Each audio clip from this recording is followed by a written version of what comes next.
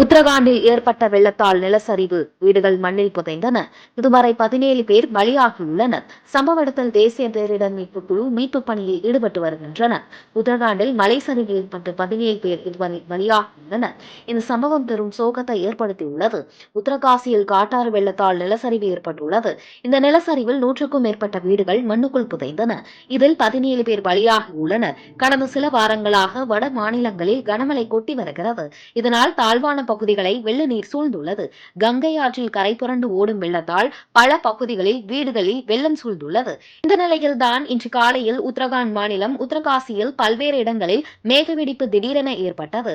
இந்த மேகவெடிப்பு காரணமாக நிலச்சரிவு ஏற்பட்டு கிராமங்கள் மண்ணுக்குள் புதைந்தன. தராலி என்ற கிராமமே இருந்த இடம் தெரியாமல் மண்ணோடு மண்ணானது. இந்த நிலச்சரிவில் சிக்கி இதுவரை 17 பேர் உயிரிழந்துள்ளதாக தகவல்கள் வெளியாகியுள்ளது. தற்போது வரை 50 பேர் மாயமாகி இருப்பதாக தகவல்கள் வெளியாகியுள்ளது. சுமார் 25 தங்கும் விடுதிகள் அடித்து செல்லப்பட்டுள்ளன.